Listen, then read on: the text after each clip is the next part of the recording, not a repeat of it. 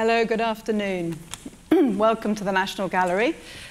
My name is Minna Moore Ede. I'm a curator here at the National Gallery, and I'm delighted to have the opportunity this afternoon to be able to talk to you a little bit about a contemporary exhibition which I've had the pleasure of working on, which we recently opened upstairs in the Sunley Room, Chris Ofili Weaving Magic. I hope that most of you have had the chance to go and see it already, and if you haven't, I hope that you might go up after this talk. Well, as the title hints at, the exhibition unveils a brand new monumental tapestry by the British artist Chris Ofili. And you can see the tapestry here. This is what it looks like when you step into the Sunley Room. But the exhibition is much, much more than the presentation of a significant new work by a significant British artist. It's a really extraordinary story of a commission that goes back to 2013. The tapestry alone has taken over 2.5 years to hand weave, and that doesn't include the works on paper made by the artist. So it's a wonderful testimony to the handcrafted and the handmade in an age where it is possible to digitally produce a tapestry in a fraction of the time. The other extraordinary thing about the way that this tapestry is being presented, and you can see it here in this image, is that the artist, Chris Ofili, wanted the tapestry to be displayed in this extraordinary painted monochrome interior. It's been intended to evoke a temple, really. He didn't want a kind of didactic presentation of the tapestry, so you'll see there is no text in the room at all, no labels. But he wanted the viewer to be able to step into another world. So he designed these extraordinary temple dancers, male and female, who run all the way around the room. And they are sort of swaying and seductive.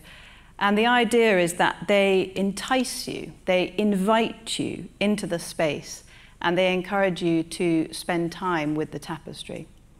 One of the very poignant things is that the artist designed this mural, and then it was actually scenic painted by a team of scenic painters. It took 10 days for that mural to be made. But at the end of the exhibition, it will be painted over. So it's got a very theatrical quality to it, this exhibition. But in fact, it's the way it should be. It's a temporary presentation of a new work. So I'm going to tell you the story of this commission, but I want to start by saying a little bit about the artist, because we're not a contemporary museum, and so not all of you will be familiar with Chris Ofili's name. Here he is, and in fact, I've shown you a photograph that I took on my phone, where he is body painting a dancer. This is a project that I did with him a couple of years ago. Chris Ofili is a painter. He's a British painter. He was born in Manchester. And in the early 2000s, he moved to Trinidad, where he now lives and works. More about Trinidad later, because it's very significant for the tapestry. He's a painter who rose to prominence in the early 1990s. He was part of that young British artist set. He is a painter. He's always been a painter. But he's a painter who enjoys sort of expanding the possibilities of his medium. So sometimes he incorporates collage elements, sometimes glitter, maybe matte pins, and most famously elephant dung. This is what he really became known for originally. And I'm showing you quite an early work, because this is the kind of painting he used to make. This is the Holy Virgin Mary from 1996, which attracted huge controversy when he first exhibited it, but it was then subsequently sold for an enormous amount of money. It was controversial because it is the presentation of a black virgin, and you can see she's very recognizably a Virgin Mary, such as you see around the walls of the National Gallery, but it's a black figure. And he has included in the painting areas of elephant dung. So in fact, on her right breast, you can see that has been stuck onto the image. That is elephant dung. And some people were absolutely outraged by this work, but then of course it swiftly moved to have iconic status and sold for a lot of money. He quickly became well known, having won the Turner Prize in 1998. And he's really a painter who's always had great success. He's never really struggled to be known. And it was in 2012 that he first worked for the National Gallery. So this is, in fact, his second exhibition with us here at the National Gallery. I don't know if any of you remember this project. It was called Titian Metamorphosis 2012. But many of you will know this painting. So in 2012, the National Gallery acquired two great Renaissance masterpieces by the Venetian artist Titian. This is one of them. This is Diana and Actaeon. And we bought it with its pendant, Diana and Callisto. And the paintings are now jointly owned between the National Gallery and the National Galleries of Scotland. The paintings were a huge excitement, really, to add to the National Gallery's collection. And in 2012, which was the London Olympics as well, we wanted to do something to really celebrate their acquisition. So we invited 3 contemporary artists to respond to Titian and to produce a body of work both for the National Gallery and for the Royal Opera House, for the Royal Ballet, with whom we were collaborating. Chris Ofili was the painter among them. We wanted to have a painter because Titian was a great painter in the 16th century, and we wanted to have a contemporary painter. And this is a view of what his paintings looked like with Diana and Actaeon in the background. For the Royal Ballet, he was asked to design a new stage set in response to Titian. And this is what his stage set looked like in the course of being made. He hand-painted it. It's enormous, as you can see. But interestingly, it was on the back of this 2012 project that he was first noticed by the commissioners of the tapestry upstairs. So as part of this project in 2012, we had a BBC Imagine documentary made. I'm sure some of you will watch them. They're with Alan Yentob. And it's amazing how many people watch these television programs. And in fact, the Clothworkers Company were watching this television program, and they saw this stage set and said to themselves, oh, this is a painter who can work on an enormous scale. So they added him to their shortlist of artists whom they might approach. A few months later, Chris Ofili received a letter from the Clothworkers Company, and they asked him if he would consider designing a tapestry, a large tapestry, that could hang permanently on the west wall of their dining room. So the Clothworkers Company, for those of you who are not familiar with them, are one of the London city guilds. They were set up in 1528, originally to oversee the craft of cloth finishing, but today their work is primarily philanthropic. And they wanted to commission a tapestry that would be hand-woven at Dovecot Tapestry Studios in Edinburgh. So they wrote to Chris Ofili. He says he was quite surprised when he first got the letter that they'd thought of him, but he was delighted, and he felt very confident, having just done that Royal Ballet project, that his work would translate well on a large scale. So he accepted the commission, and he went away to evolve his ideas and think through what his tapestry might look like. And he made a series of works on paper, and these are also on display in the exhibition upstairs. This culminated in him preparing a preparatory design, a watercolor preparatory design, and this is also displayed upstairs. He decided at this point that it would be a triptych format, so the tapestry would be divided into 3 parts, and this is what he gave the clothworkers. So it's a wonderfully traditional commission along the lines of every Renaissance tapestry commission. The patron approaches the artist says back to the patron, okay, this is what I suggest, do you like it? The clothworkers said, yes, fantastic, now send your design to the weavers up in Edinburgh. So Chris Ofili's watercolor design was sent up to Edinburgh, where it remained over the course of the weaving process. So it sat with them as a sort of primary aid and source for the weavers over the 2.5 years it took to weave. And you can see in this photo, they kept it propped up behind the loom. So can you see behind the loom the central panel of his watercolor design? So the thing is, and those of you who've seen it will know, that the preparatory design that Chris Ofili gave them is a fraction of the scale of the finished tapestry. Now, in times past, Raphael, for example, would have been responsible for scaling up his design onto the same scale as the tapestry. But nowadays, because we have a lot of mechanical help with what is, in fact, a very mechanical task, the weavers undertake this, and they scale up this image onto the desired scale of the tapestry, and they then draw the design onto the warp itself. You can see there. And this is quite a laborious and time-consuming, but obviously important stage in the process. And they then set about hand weaving the tapestry. 5 weavers have worked on this tapestry. Sorry, this is one of my own photographs. And it were usually 3 of them, 2 or 3 of them sat side by side, weaving simultaneously, day in, day out. They wove, obviously, it's a triptych, it's a 3-part tapestry, so they wove it section by section. And when each section was complete, they weave their initials into what's called the selvage.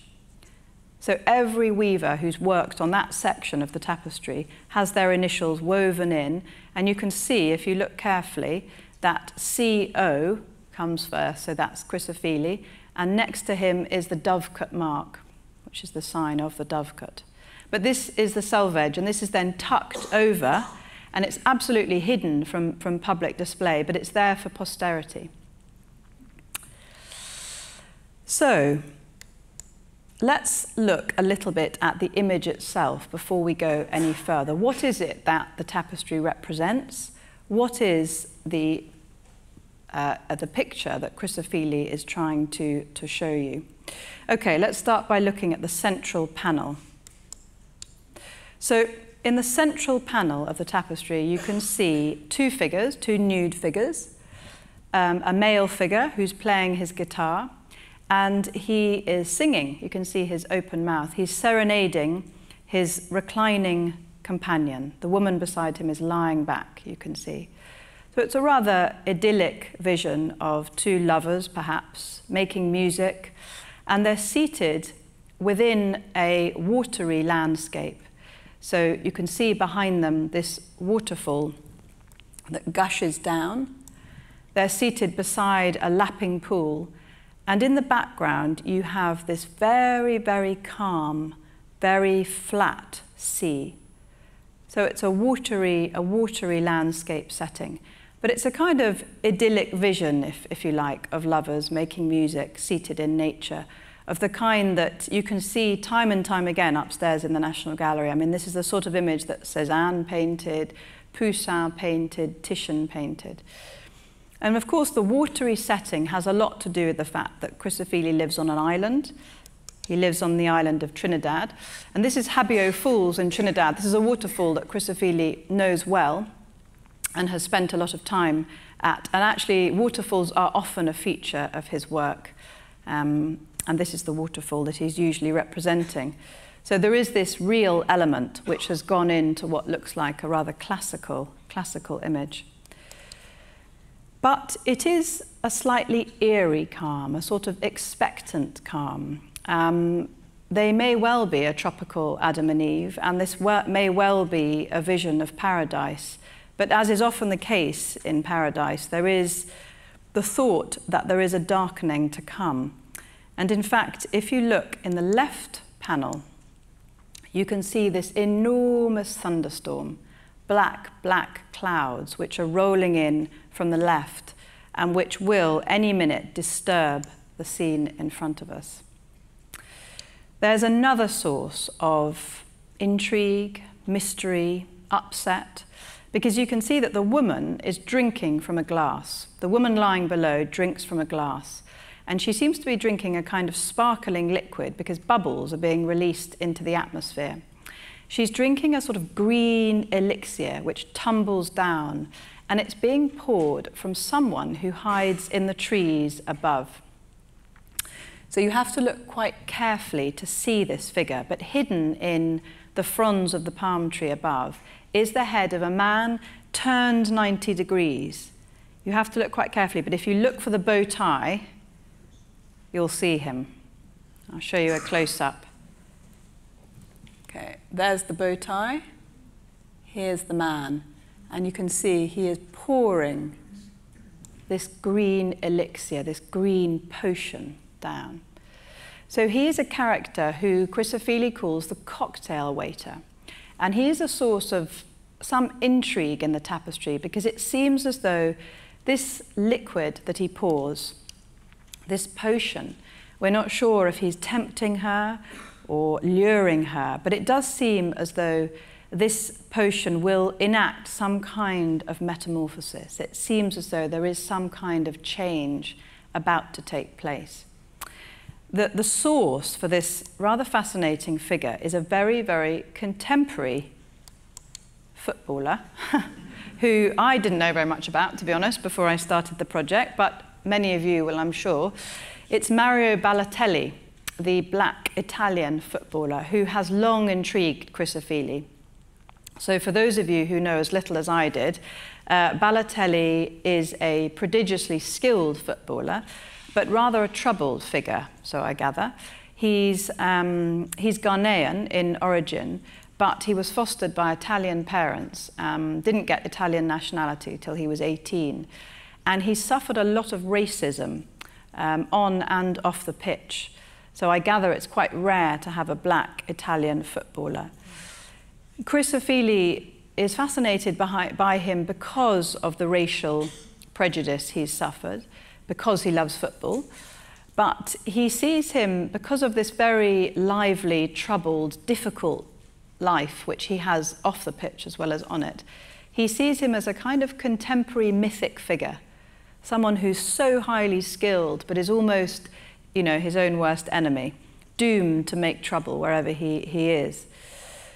And he features in a lot of Chris Ofili's work. So if you ever see the cocktail waiter, you will now know who the cocktail waiter is.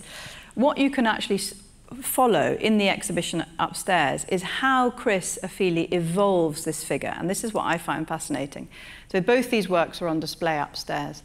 This is how he starts. This is how Chris Ofili starts when he's thinking about an idea. He often uses a cutout. This is just a magazine cutout of Balotelli, whose original name is Mario Bawa. So Balotelli is his Italian name. So here is Balotelli, and you can see he's already got the idea for him as some kind of cocktail waiter. But originally he uses this cutout, and then he moves away from it in the next drawings, and he abstracts the figure, so away from the real into something more imagined. And then he works up his idea in colour. And here is Balotelli as the cocktail waiter in a study, in beautiful colour, watercolour study. And you can see that by this point, the colour is suggestive of this figure being magical. He has some kind of magical qualities. And then, here he is in the tapestry. So there's this wonderful process that you can actually chart upstairs between the artist's ideas and thoughts as they are laid down on paper and gradually evolved.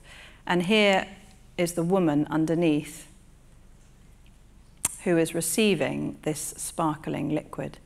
It's wonderful. These bubbles are a particularly wonderful detail that I gather the weavers really enjoyed weaving.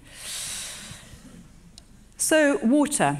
Water is important. Water, the water that he pours down, the watery setting that they are sitting in. But let's now look at the side figures.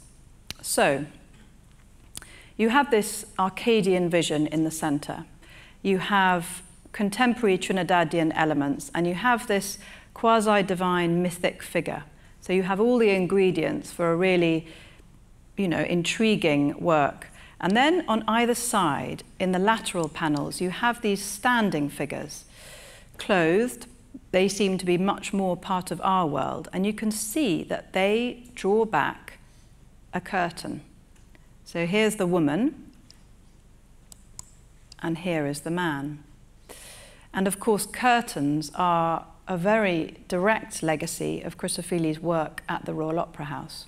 But they're also a legacy of Titian, because in Titian's Diana and Actaeon painting, if you can remember, there is this wonderful red curtain which actually Titian added right at the last minute. And Actaeon pulls back the curtain as a way of revealing the scene that he's discovered. And in the same way, these two standing lateral figures, the man and the woman, they pull back the curtain and they show you the scene behind them. There's the sense that it's a fleeting revelation, and I think there's also the sense that it's a slightly secret revelation. You'll see that neither of these standing figures have their eyes open, neither of them look at you. The male figure, whom you see here, is carrying a large bird cage. You can see, I'm going to show you a lovely close-up of the tapestry. And inside this bird cage is a tiny green bird. This is another very Trinidadian element to the tapestry, because in fact, in Trinidad, Chris Ofili tells me that songbirds carried around in cages like this are a very common sight. And that's because the people train songbirds to sing competitively. So they carry them around in cages because they want them to get used to lots of noise so that they won't then be put off when they are asked to compete. And they feed these little songbirds, which are finches, for anyone who's interested. They feed them a tiny peppery seed, which you can see here, which is known locally as crab eye. And in fact, the lady, I'm showing you a lovely work in progress shot, she also carries a sprig of crab eye. So crab eye is a seed which has this very peppery taste to it, and they feed these poor birds this peppery seed because apparently it makes them sing more sweetly. So there's this wonderful, very, very Trinidadian element which has been incorporated into the composition. But those of you who have read Maya Angelou will know that there's another reference going on here. So Maya Angelou, who died a few years ago, was a very, very well-known black activist and writer, very, very powerful poet and public speaker. She was Clinton's poet in residence, I believe. And in fact, Chris Ofili met her. And she wrote a wonderful autobiography, which I commend to any of you, called I Know Why the Caged Bird Sings. And it's a very, very moving story of her upbringing. And in this case, the reason why the caged bird sings is because she was raped when she was a young girl. So the title of Chris Ofili's tapestry is The Caged Bird Song. So there is definitely an echo of Maya Angelou, but unlike Maya Angelou, he doesn't tell you what is the mystery of the caged bird. So he will say, yes, the sort of central conundrum of this tapestry is the mystery of the caged bird and what the caged bird means. But he likes ambiguity, Chris Ofili. He doesn't like to pin things down. So that's as far as he would go when I asked him. So let's talk a little bit more about the weaving process. So this is Chris Ofili's watercolor preparatory design. And the choice of watercolor for all of the preparatory works that you see in the exhibition upstairs is very deliberate. I'm sure that there are some artists in the audience, and you will know that apparently watercolor is one of the most difficult media to master, because it is very difficult to control. So it has a life of its own. And this is something which you will see in a lot of the preparatory works. So I'm just going to show you quickly. All of the preparatory works upstairs are watercolor over charcoal often. And you can see how he often enjoys this very washy look. He allows the color to really bleed. This is a particular favorite of mine. You can see, particularly at the bottom, where he's really relished the water just taking the image and making, he likes the fluidity of it. He doesn't like hard edges. And he talked about wanting this very much for the tapestry. He wanted an image that didn't have boundaries. He wanted it to be fluid and free-flowing. And that's why he chose to make the preparatory design in watercolor. He set a challenge, really, to the weavers, and he said to them, can you embody the qualities of my watercolor design in wool? he said to them literally, "Can you weave water?" And you'll see that they absolutely can. So have a look particularly. These are some of the areas to really look out for that I am particularly amazed by. So one of the areas I love is this part, the storm clouds on the left. So with watercolor, you add your water and then you literally watch as the watercolor lifts the pigment and runs with it. And in an area like this, he knew exactly what was going to happen, and he's kind of gone with it. He's wanted that bleeding of colour to suggest those storm clouds which are hovering and about to break. It's a fantastically clever use of watercolour, and you can see what happens when that's transferred to wool. Isn't that astonishing? That is a detail of the tapestry. So if you imagine that the watercolor design took Chris Ofili, well, it didn't take him moments, but it didn't take him probably longer than an hour to do that area. It's a spontaneous, sort of slightly incidental medium, but this would have taken them months. So there's this wonderful paradox between the spontaneity of watercolor turned into the very permanent nature of tapestry. Let me show you another of my favorite areas. This is a great image because this juxtaposes the watercolor design with the tapestry. So you get to see very close up the differences. So this is something else to look out for. So underneath the watercolor design was Chris Ofili. First of all, he made a charcoal design of what he wanted his image to look like. That's the way artists often start. They draw out their design before they then add color and paint. And that's what he did with the preparatory design. He started with charcoal, black charcoal. Charcoal, because of the nature of its medium, leaves these little flecks of charcoal. And when you add water over the top of that, it picks up the flecks and it floats them in the surface. So they remain like this. And look, the weavers said, you know, what about this bit? Should we just get rid of that? Should we clean it up? And he said, absolutely not. I want it to look like that. I want it to look like a painting. And it's astonishing. It's absolutely astonishing what they have managed to do. I just wanted to show you a couple of wonderful slides. I mean, look at this. This is the corner of the woman's drapery in the left panel. And you can see how, in the watercolor design, what would have been patches of watery color overlapping the edges of shapes has absolutely been interpreted by the weavers. I mean, they talked about interpreting Chris Ofili's design in their own way, and Chris Ofili was always aware that he had to marry his own artistic process to their weaving process. You have to look. This is when the first panel was unveiled. So each panel took at least 10 months or something. And it's extraordinary because although they were in constant dialogue, the artist and the weavers, you know, Chris Ofili lives and works in Trinidad, and the weavers are up in Edinburgh. So, of course, he did visit, and they did have some Skype calls, but it is an extraordinary collaboration, a long-distance collaboration. And the other remarkable thing, I always find it fascinating, when you weave at waist height. So the weavers, they weave what's in front of them, but then they turn under the bit that they've woven. So in other words, they weave from bottom up in the image, but you never see what you've done. So can you imagine weaving a panel like this, never seeing it, never knowing what you might or might not have done, and then suddenly it's unveiled. The other, I think, real concern of Chris Ofili's was colour. And you'll see, if you're eagle-eyed, that upstairs in the exhibition, the preparatory watercolour design is less vivid than the tapestry. So I asked him about this, and he said, well, I asked them to tune up the colour. So he was aware that the colours that they can use in tapestry can be so strong and so vibrant.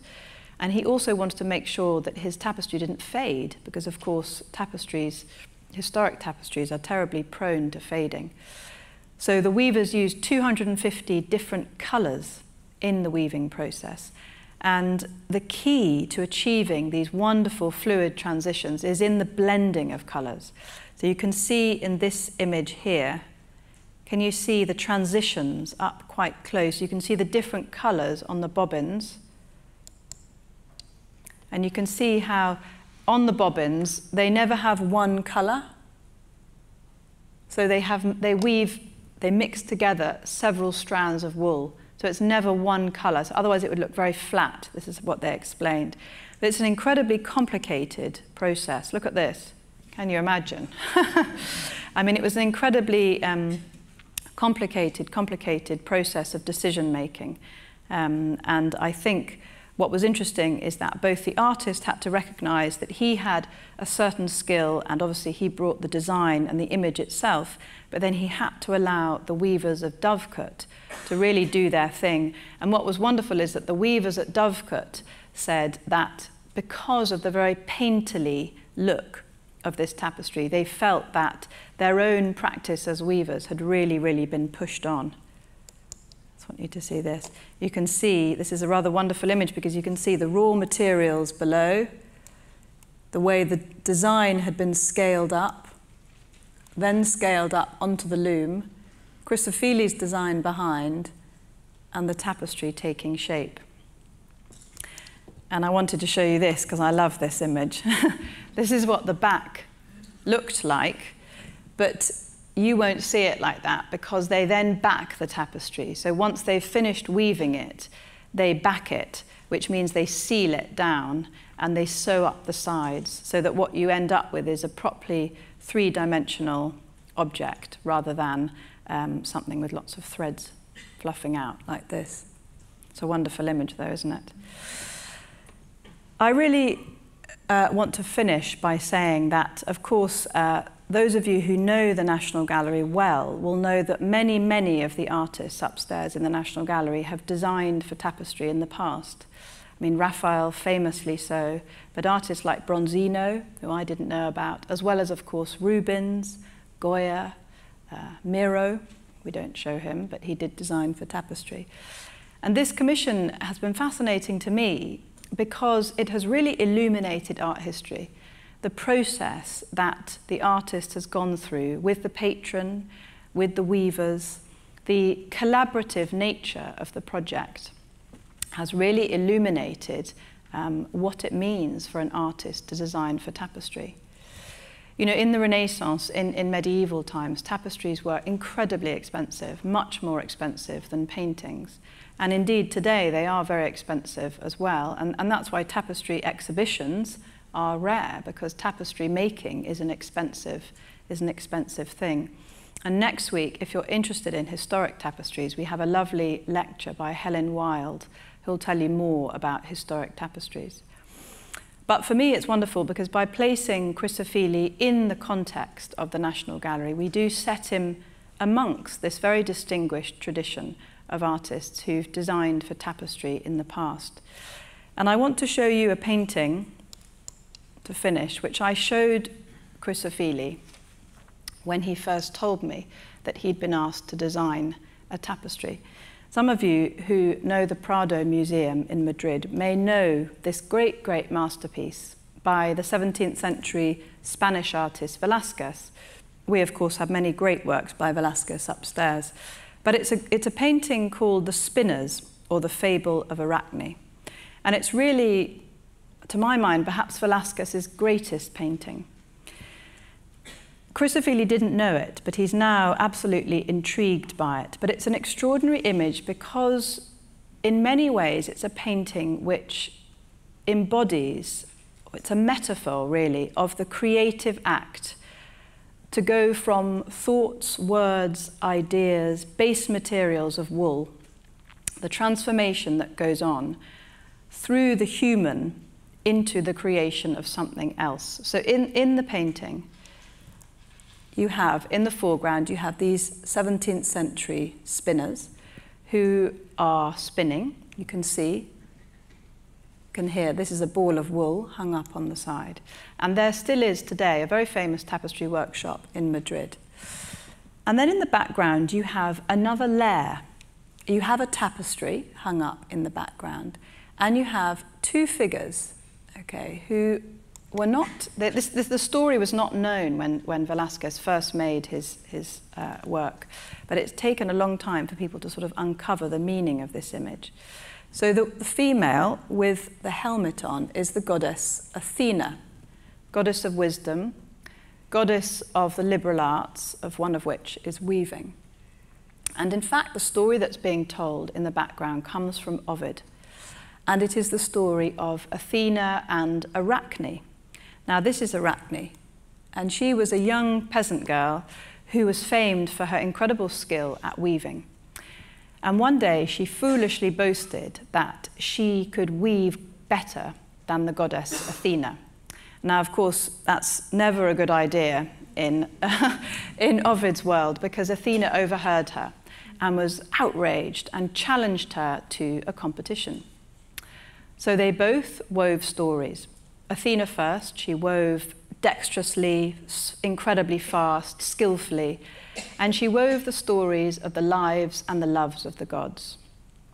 But Arachne then began also to weave her stories, and apparently the story says she wove even faster, and there were no mistakes in what she wove.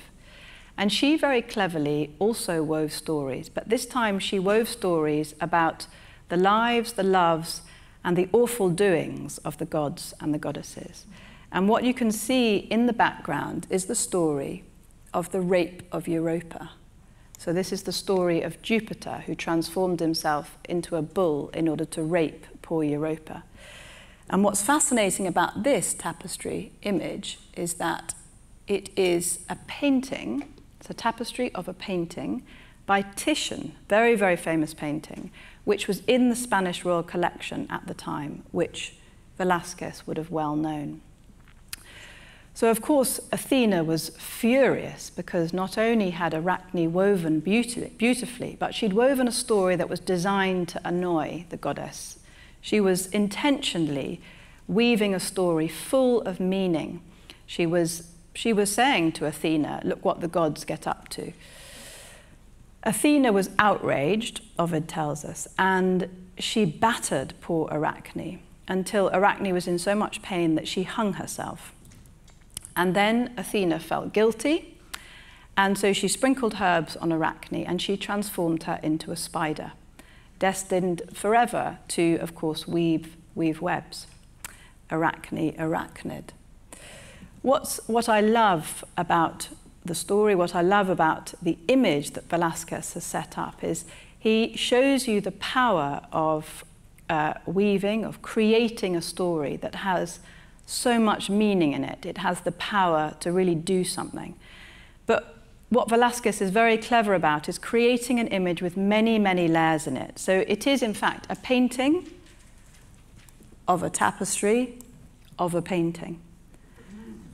So it is an extraordinary, ambiguous, difficult, complicated image that to me also embodies the extraordinary creative act. So you have in the foreground the base material, you have wool, you have what can happen. So it shows you, if you like, the power of the creative act.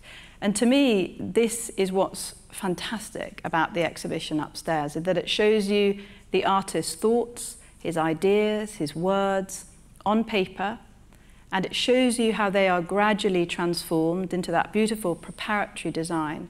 And then it shows you how that preparatory design is itself transformed into a three-dimensional object that is fixed and permanent.